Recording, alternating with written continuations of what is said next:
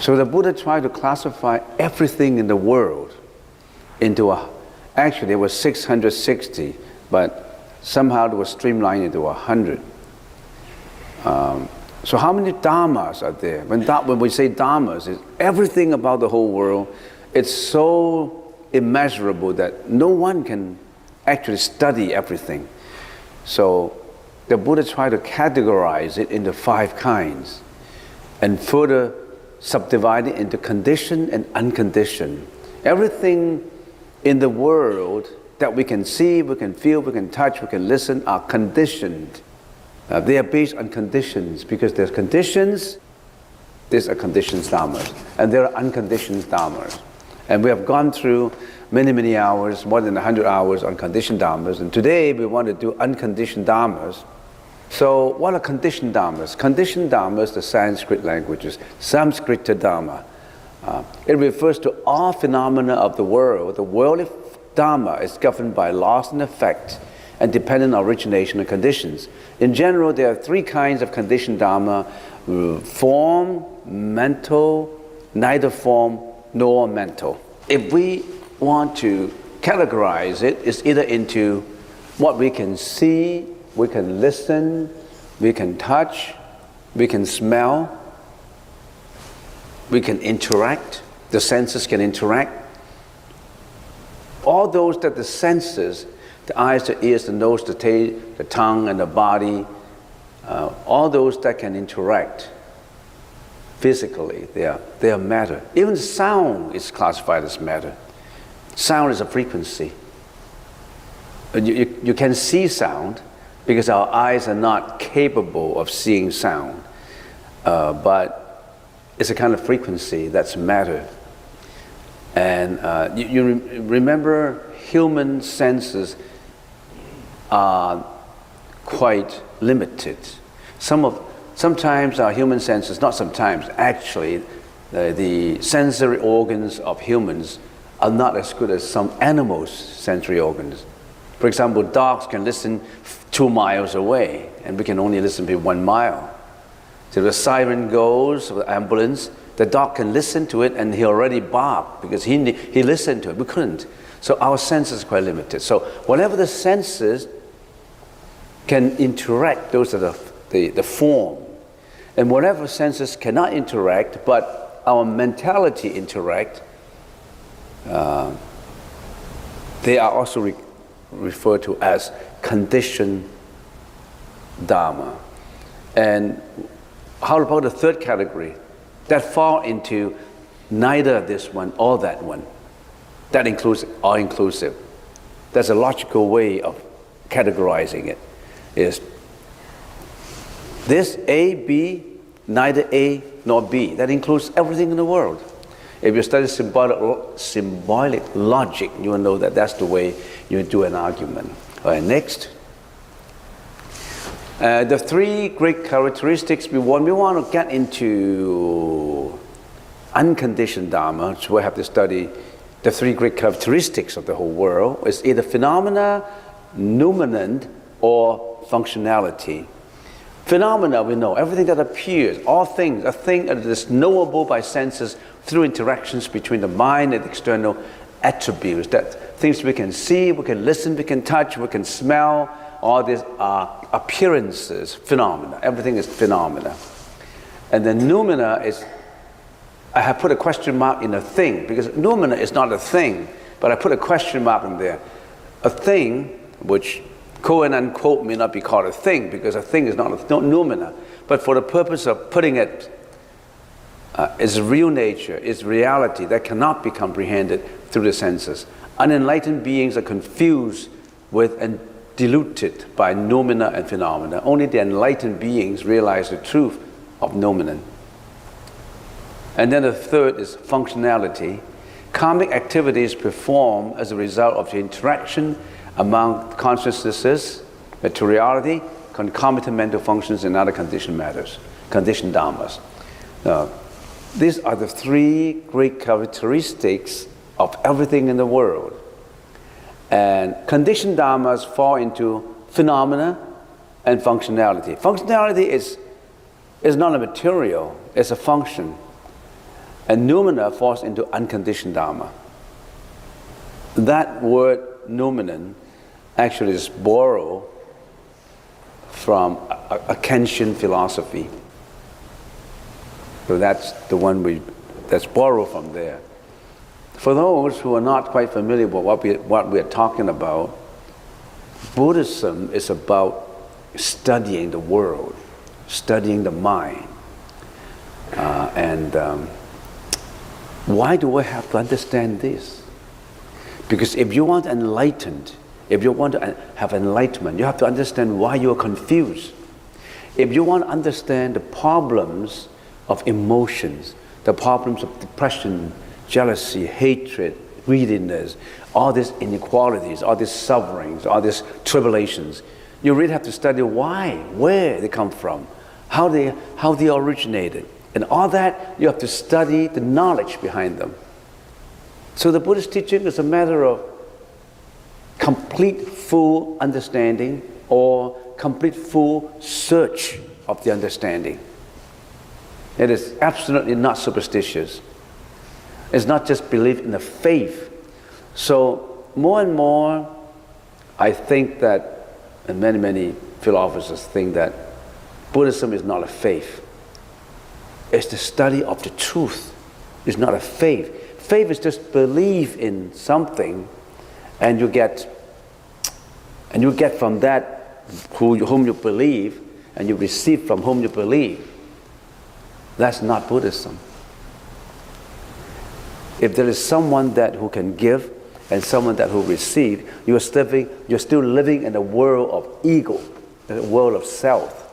There's a giver and there's a receiver. No such thing. It's a delusion. It's a self concept.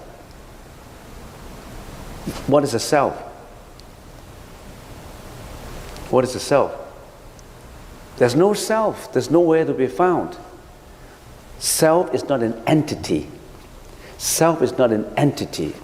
It's just, what is your mind? What is your mind? Can you find your mind? Some people say, brain is my mind. Brain is not your mind. Brain is just the physiological part of it you can find. The part that is not physiological, you cannot find. That's what we call the mind.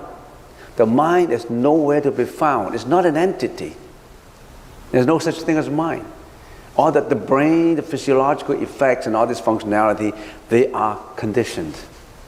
They're not unconditioned. All right, okay, let's move on. Unconditioned dharmas, Sanskrit, a Sanskrit dharma. Unconditioned, unconstructed, unphenomenal, non-created. The unconditioned has neither cause nor result or effect. The condition is that which has been created by causes in union and combinations. The four dharmas, arising, old age, duration, and impermanence, are the characteristics of conditioned things.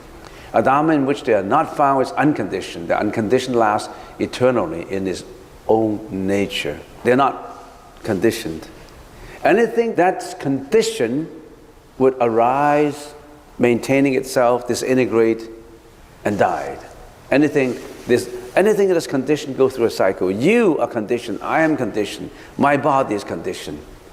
Everything in the world that you can think of within your sense knowledge, with your sensual knowledge, is conditioned. If you really have to classify them, we classify them into 6 unconditioned dharmas. And it is not easy to understand these 6 unconditioned dharmas. You have to have a lot of experiences in meditation.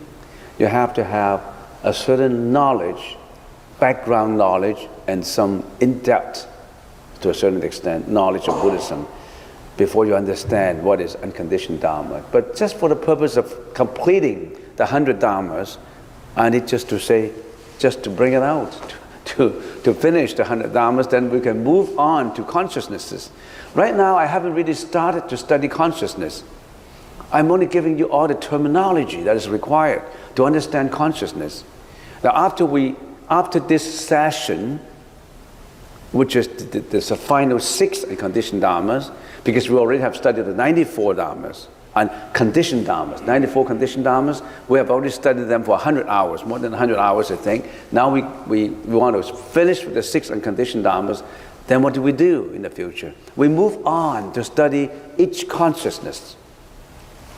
Vision consciousness, hearing, smell, taste, touch, and what?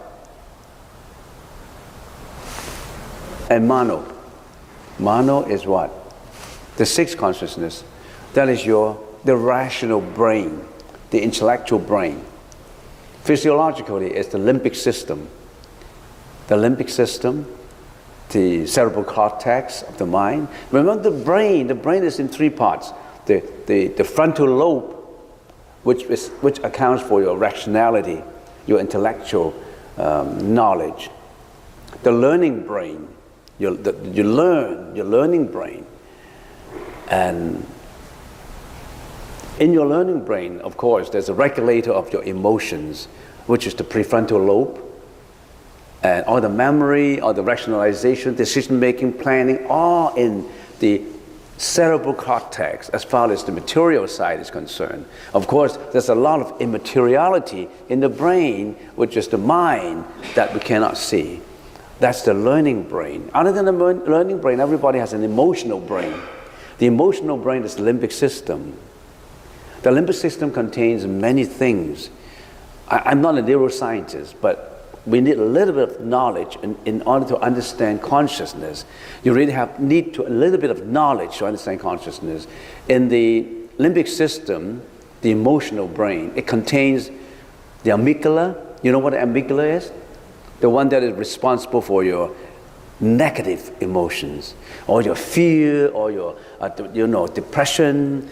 And depression, there's another side of the brain, which is the hippocampus, is responsible for memory and your depression. When you're in depression, that hippocampus is actually shrink. So your emotions are affected not just mentally. Your emotions are also affected by your physiological changes, your brain. So when an emotion comes out, it's not just mentality. So if you are not in good health, you tend to have more emotional problem. So you need your exercising, you need your meditation, you need to be in good health in order to cure your emotions. But basically, the major part of the emotional problem comes from the mentality side. But don't ignore the physiological side. So don't blame those who have depression. Maybe they were born with certain genetic defects. For example, in the amygdala.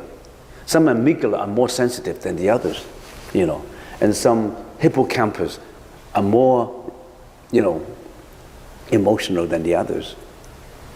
So when you tell people when your family members suffer from depression, don't ignore the physiological part of it. They could be born with something that they couldn't do anything about, but somehow exercising, keeping good health, good nutrition may bring some good effects to cure it. And don't ignore that. Let's carry on. So let's get on to spatiality, the first one, unconditioned. What is space? I'm going to go into a little bit of detail. Spatiality, space is the absence of matter, because matter permits the manifestation of all kinds of activities. Space is that which does not hinder. So in space itself is unconditioned, but space gives our condition. Space gives our condition of emptiness for things to be filled in that space, in that spatiality. So space itself is unconditioned. Second, cessation through understanding, and sometimes also called extinction through understanding. Prakti Samkhya Nirodha. This Dharma signifies a certain pure prajna. Prajna is wisdom. Prajna is wisdom. It signifies that you have reached a certain level of prajna, wisdom. The comprehension of the truth. You've gone to that part. Extinction through intellectual power, cessation through understanding, cessation attained with acquired knowledge. That means you have certain knowledge through meditation, that you acquire certain prajna, and that prajna allow you to go into a certain meditative state, which is cessation through extinction. No more conditions. You don't need conditions. Through understanding. And some meditators would say, oh, are these the very high level that I will be achieving in the future if I continue to meditate for years? And when I get to that level, when I get to extinction through understanding, if I meditate and after I got this extinction through understanding, will I become enlightened? Is it a level that I should reach?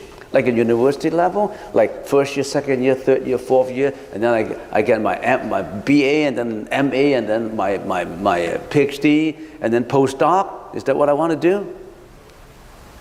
This is just a state in which the meditator reached that state, and when he got out of the meditation, he lost it. It's just a state. It's just at that level. If he can maintain that state eternally, that is something else. That is almost close to enlightenment.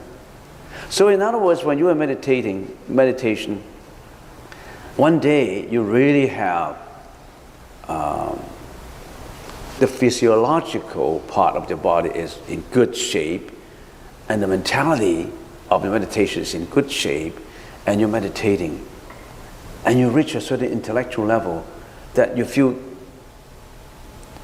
a certain kind of bliss and peace that like you never have experienced before. Suddenly you are filled with that, I wouldn't say it's joy, it's a kind of bliss that is beyond description. It beats all kinds of words. You don't know how to describe it. It could be this.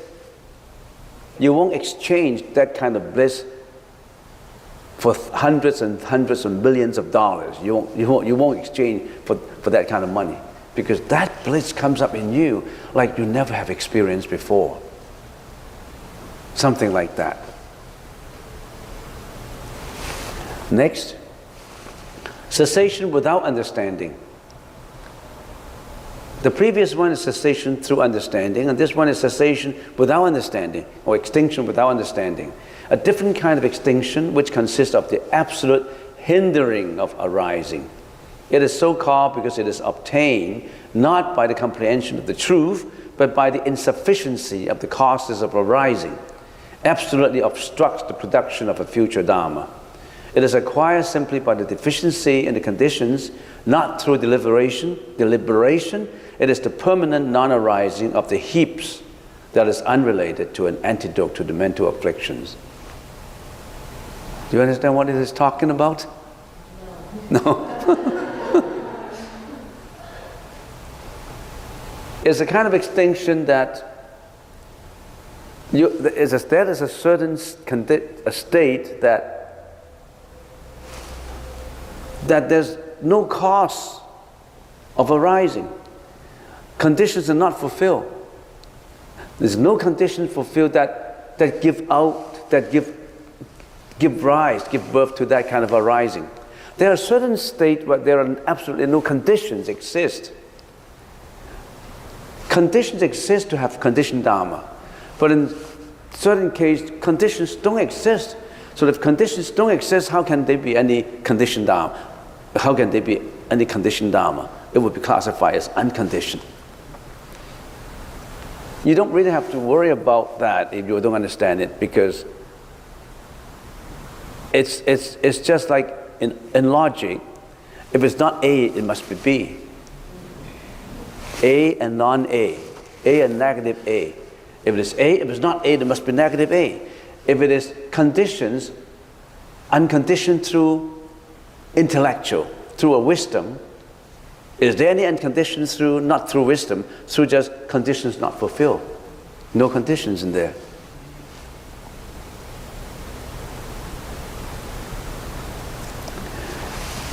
If there's a state that through my wisdom, I don't create any conditions, I'm just giving an example, then there's no conditions. There must be a state that I don't have to do any efforts to it, and actually there are no conditions exist, so how can there be conditioned Dharma? It must be unconditioned. Take a course in logic, you know that would help. I remember when I was at school studying symbolic logic, I didn't know what it was talking about. I still remember before the exam, I read one chapter, and that chapter only contained about 2-3 pages. I spent 5 hours. I like plow every word, I still don't understand. But anyway, don't worry about it. There are things that are unconditioned. Motionless cessation, this is the 4th dhyana of Rupa Dhatu Samadhi. At this level, the meditative practitioner, feelings of suffering and happiness cease. So the one who is meditating, suffering and happiness disappear, no more, become motionless. That is why it is called motionless extinction. This is actually at the 4th dhyana of Rupa Dhatu Samadhi. Remember there's 3 levels, the Kama Dhatu, Rupa Dhatu, and Arupa Dhatu. This is the Rupa Dhatu Samadhi, the 4th, the highest level of Rupa Dhatu Samadhi. That's number 4. Number 5, cessation of sensation and feeling. Previously, it's just extinction of suffering, of the feelings of suffering and happiness. This is extinction of the sensation and feeling. This is the Arupa Dhatu Samadhi. At this level, the meditation practitioner's sensation and feelings cease. There's no one to realize whether it is conditioned or unconditioned. Whether it is conditioned or conditioned, the consciousness has to know it in order to know that it is conditioned or unconditioned. There's no consciousness to know it. A cessation of the meditator's sensation and feeling. And some novice to meditation would say, "Oh, poor, I don't have any sensation, I don't have any feelings, so I must be dead. It must be bad for me. If I don't have any sensation, I don't have any feeling, it must be bad for me." And let me tell you this, it's your sensation and your feeling that got you into trouble. It's your sensation of lust. It's your feeling of greediness. It's your sensation of jealousy. Your feeling of anger that got you into trouble. Now that's gone. But we always think it in a topsy-turvy way. We want sensation. We want love. We want lust. We want greediness. That's what you want. When you have those, you're involved in suffering. In the future, you're involved in tribulation. Comes from the suffering. And the way I look at it, and the way many people look at it, is we're getting into a world where mental sickness is getting worse and worse. You know why? Because of mass communications or advances in technology of the medium. Telephone, internet, website, WhatsApp, email, you name it, all those communications. Previously, because of lack of advancement in this kind of communication, it seems that we are very remote from each other. We're apart from each other. I still remember 30 years ago when I came to Canada, when I called back home, I had to use a telegram. I had to go to a telegraphic office and write out a telegram and send home, and I pay lots of money for a telegram, and I have to shorten my sentences to make sure that I convey all my information within a very short, paragraph, and I have to pay some money. Then I can do long distance, and I've got to pay money.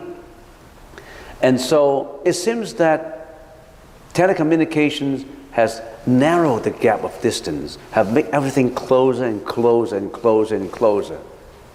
But then telecommunication bring us closer and closer. But then it seems that family members are more apart and apart and apart from each other. Why? Because what they cared about is playing games. What they cared about is burying themselves in computers. They never talk to each other. At home, what do? Even on dinner table, what do the kids do? They bring out the games and, hey, come on, John, eat your dinner. Oh, don't bother me. Telecommunications bring everybody closer, it seems to be, but then you distance everybody. So there's always pros and cons. Advances in medicine cure a lot of diseases, but then our mental diseases are becoming worse and worse. A lot of strange sickness come out. So I don't know if human civilization is improving the advance in human civilizations is improving our welfare or deteriorate our welfare. I don't want to see a third world war. But we don't know. People like to say, I love this world, it's so happy. Maybe you live in the better side of the world. Have you seen all those poverty on the other side of the parts of the world? I'm not talking about this. I'm only talking about this, so I better return to the right track. Okay, fifth. You see, that's why I'm waiting. Number 6 now. Suchness. One of the 6 unconditioned existence in consciousness-only theory, true reality is the real nature of all existences. Yet, suchness is called an unconditioned existence due to the notion that even the awakened wisdom of the Buddha is in itself not really true reality, since the wisdom of enlightenment is classified as a conditioned existence. Even enlightenment, the wisdom, enlightenment is conditioned. When you are enlightened, that enlightenment is still conditioned. Is that, I don't know how you call it, is that which you step into that level that is unconditioned. You have to use condition to get into the unconditioned. You have to use that ladder to climb. To climb to that, we don't know how to call it, that invisibility, that enlightenment. You use the ladder. You still have to use the condition to get into unconditioned. So don't blame your senses. Don't get me wrong. Don't blame your own senses that you are greedy, you are angry, you are jealousy, you are depressive. Don't blame those senses. You can turn those senses inside and use them for tools of enlightenment. It's like fire. You can use it for cooking, and fire also burns you to death. Depends on how you use it. Use your senses in meditation to gear inward to get enlightenment. Don't use your senses to extend your lust, your greediness, your jealousy, your hatred, your rage. Which one you want? Which one you want to use your senses? It's up to you. Not up to God. How to use your senses is up to you, not up to God. There's no such thing as God. You have that God. So, I finished all 100 Dhammas. Next time we're talking about consciousness. And we will start with the eyes consciousness.